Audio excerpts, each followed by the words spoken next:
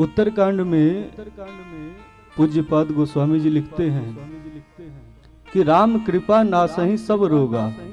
राम की कृपा से सारे रोग नष्ट हो जाते हैं। लेकिन आगे कहा कि जो यही बात हो ही संयोगा, कुछ उसमें संयोग की जरूरत पड़ती है।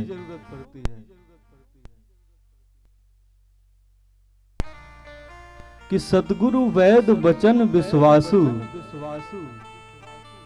सतगुरु वैद वचन विश्वासा, संशय यह न विषय कर आशा। पहली बात कि सतगुरु तो मिलते रहते हैं जीवन में, लेकिन सतगुरु वैद हैं और उनके वचनों में विश्वास हो जाए। ये विश्वास होना जरूरी है, विश्वास होना कीमती है। सतगुरु की प्राप्ति तो परम कीमती है, परम सौभाग्य है, लेकिन उनके प्राप्ति हो जाने के बाद भी उनके वचनों में विश्वास ये और भी अति दुर्लभ है। तो सतगुरु वैद वचन विश्वासा, पहली शर्त कि सतगुरु के वचनों में विश्वास हो। और फिर संशय न हो, संशय यह न विषय कर आशा। दूसरी बात कि चित्त जो है ये विषयों की आशा न करे, विषयों में संसक्त न हो। विषयों से संसक्त चित्त जो है ना, ये भ्रम में डाल देता है जीवों को। भ्रम से मुक्ति के लिए सबसे प्रथम पहली जो आवश्यकता है ना, तो ये विषयों से निर्लिप्त मन चाहिए। जैसे एक छोटी सी कथा हम लोग कहते हैं कि दो शराबी अपने घर लौट रहे थे, तो रास्ते में नदी पड़ी। तो नदी को पार करना था, वो नशे की हालत में थे। नदी को पार करना था तो नाव में जाके सवार हो गए दोनों। और फिर चूंकि रात्रि ज्यादा हो जाने के कारण नाविक कोई नहीं था, तो खुद उन्होंने सोचा कि नाव का चप्पू चला के और नदी पार कर लिया जाए। पहले के जमाने में ऐसा होता भी था कि नाव घाट पे लगी रहती थी, सभी लोग चलाना जानते थे, स्वतः ही नाव से आते जाते रहते थे। तो उन्होंने भी यही सोचा कि हम खुद ही चला के चलते आगे। नशे की हालत में भी चप्पू रात भर चलाते रहे। जब नशा टूटने के बाद अचानक उन्हें ख्याल आया कि महाराज हम तो बहुत देर से चला रहे हैं, आखिर हम अब तक अपने घर पहुंचे क्यों नहीं। पुरुषार्थ तो हमने जितना करना था उससे कहीं ज्यादा किया, लेकिन अब तक हम अपने घर क्यों नहीं पहुंचे।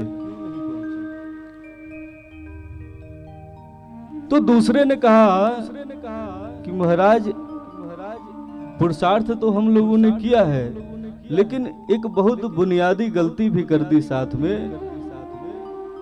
कि हमने नाव की रस्सी जो किनारे पे खूंटे से बंधी हुई थी उसको हमने खोला ही नहीं।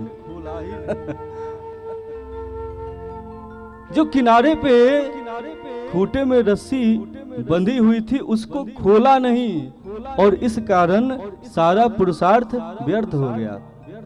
तो विषयों में जो मन रमा हुआ है ना, विषयों से संसक्त मन जो है, जब तक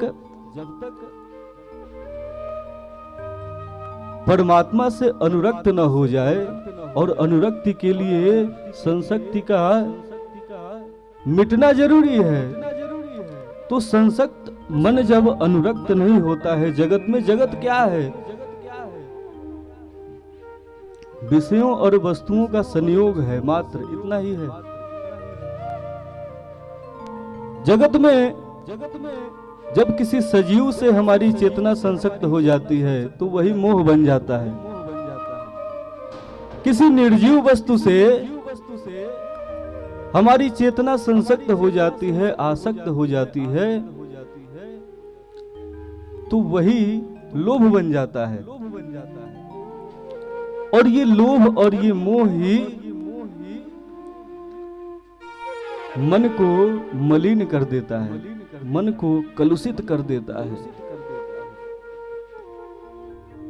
कुंठित कर देता है। तो सबसे पहली आवश्यकता क्या है कि जो जगत में हमारी चेतना, हमारा मन जो संसक्त हो गया है ना, उसको पहले छुड़ाया जाए वहां से। कैसे छूटेगा? भगवान की कथा से। कल ही हमने कहा ना कि ये तस्मात् परम किंचित मनः शुद्ध ही न विद्यते। ये भगवान की जो कथा जितना मन को निर्मल करती है जगत से, जगत में हमने हमारा मन रम कैसे गया है आप ठीक से देखेंगे तो जगत की प्रभुता के कारण, जगत के सौंदर्य के कारण, जगत के प्रभाव के कारण। लेकिन जगत का प्रभाव, जगत में एक एक वस्तु का प्रभाव तो महाराज नित्य प्रति हम सुनते रहते हैं और उसके प्रभाव को सुनकर हम उसमें रम जाते हैं। उसी प्रकार जब हम भगवान की कथा में बैठते हैं और वहां पे भगवान की महिमा हम सुनते हैं संतों के द्वारा, भगवान की कृपा की बातें सुनते हैं, भगवान की कृपा के संदर्भ में जानते हैं कि भगवान इतने करुणा वाले हैं, तब जाके हमको भगवान से भी प्रीति हो जाती है कि ऐसे करुणा निधान को छोड़ के महाराज हम कहां भटक रहे हैं जगत में। तो इसलिए कथा जरूरी है। और कथा में संतों के संग बैठने के बाद भी मन यदि उनके शब्दों में, उनके वचनों में, उनके उपदेशों में, उनकी औषधियों में महाराज संशय करे तो फिर कथा व्यर्थ हो जाती है। प्रमादेन हतम श्रुतम, कल ही हमने कहा। और दूसरी बात क्या? दूसरी बात ये कि मन विषयों से विमुख हो। पहली चीज कि सदगुरु रूपी वैद के वचनों में विश्वास हो। दूसरी बात कि विषयों से मन छूटे, विषयों से विमुख हो जाए, विषयों के जो सन्मुख हुआ है ना विमुख हो जाए, सन्मुख भगवान के हो जाए। महाराज वह नाव केवल रस्सी खोल दी गई होती तो भी जाने कहां चली जाती, रात्रि भर में चली जाती कि नहीं, वहां नहीं रहती। कोई पुरुषार्थ कोई न करे, केवल नाव की रस्सी खूंटे से खोल दे तो न जाने कहां चली जाए। इसी प्रकार जीव केवल सन्मुख मात्र हो जाए, सन्मुख मात्र होने से कुछ भी ना करे, केवल सन्मुख हो जाए तो वह भगवान की कृपा से भर जाएगा। सदगुरुदेव भगवान एक कथा, छोटा सा प्रसंग और सुनाते हैं कि भदवारी के महीने में जब बादल झमाझम बरस रहे थे तो दो पात्र आसमान के नीचे पड़े हुए थे। उस दौरान दो पात्र आसमान के नीचे पड़े हुए हैं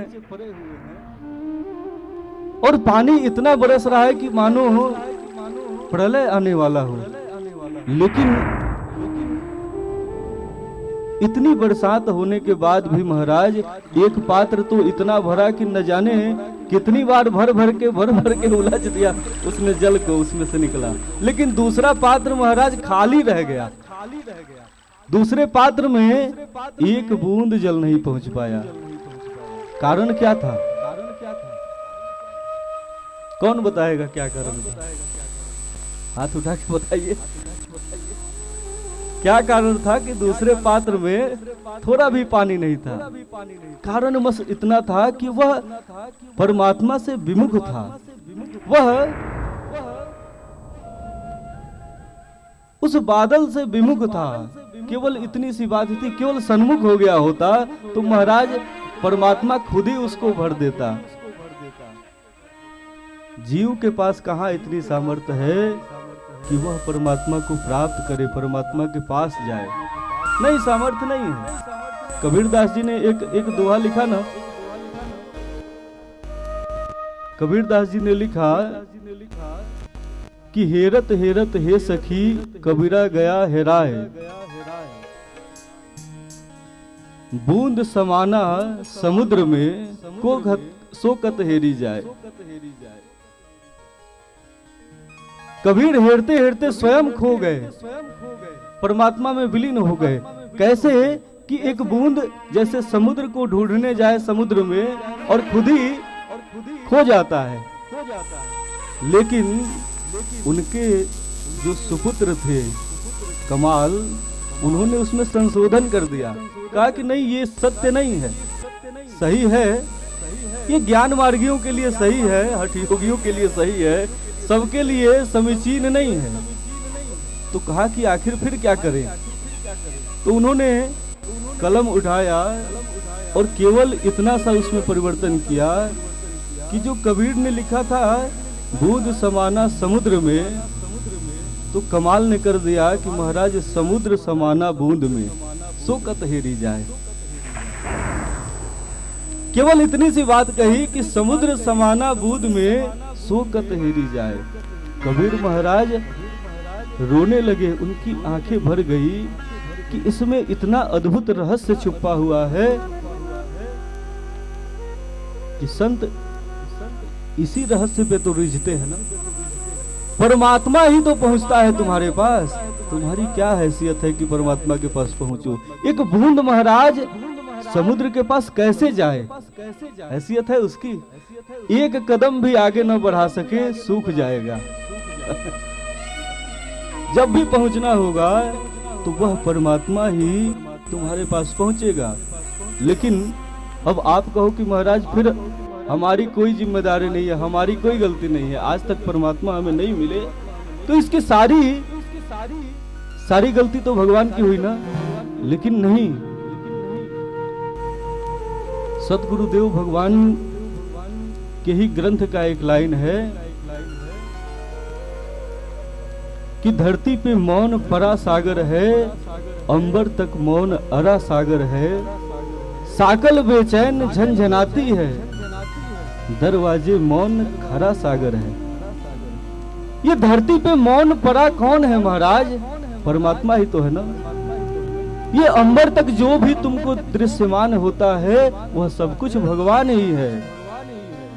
और अनंत जन्मों से तुम्हारे मन के दरवाजे पे परमात्मा खड़ा होके, बैठ के नहीं, जैसे आप बैठे हैं ऐसे नहीं, खड़ा होके अनंत जन्मों से इंतजार कर रहा है कि कब तुम अपने मन का कपाट खोलो कि मैं तुम्हारे हृदय में प्रवेश कर जाऊं।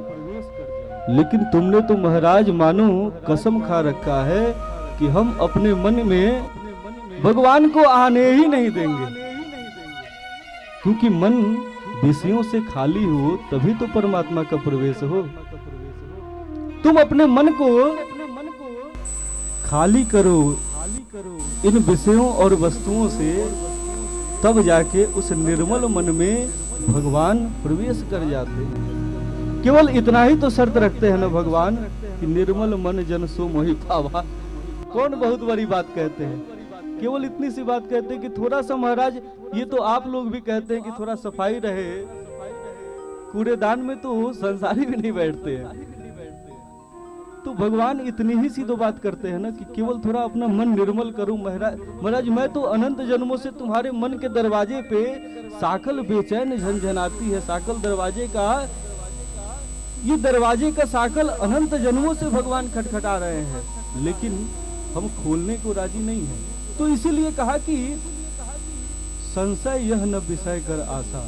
विषयों का ये जब भोगों की दौड़ समाप्त होती है तब ये दूसरी शर्त है। और फिर जब सतगुरुदेव भगवान रघुपति भगति सजीवन मोरी, भगवान की भक्ति रूपी सजीवनी देते हैं, और उसमें होम्योपैथ में या आयुर्वेद की दवा में अनुपान होता है ना, तो अनुपान की बड़ी भूमिका है।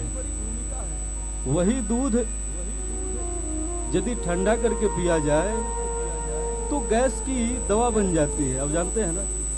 और वही दूध गर्म करके पी लिया जाए सुबह में तो वही गैस को प्रकट कर देगा। वही दूध रात को ठंडा करके पी लिया जाए तो अनेक रोगों का घर बन जाता है, लेकिन वही रात को गर्म करके पी लेते हैं तो औषधि बन जाता है कि नहीं। अनुपान की बड़ी भूमिका है। तो कहा कि अनुपान श्रद्धा मति पूरी, रघुपति भगति सजीवन मूरी, अनुपान श्रद्धा मति पूरी। अंत में कहा कि सब कुछ मिल जाए लेकिन श्रद्धा न हो तो सब व्यर्थ हो जाए महाराज।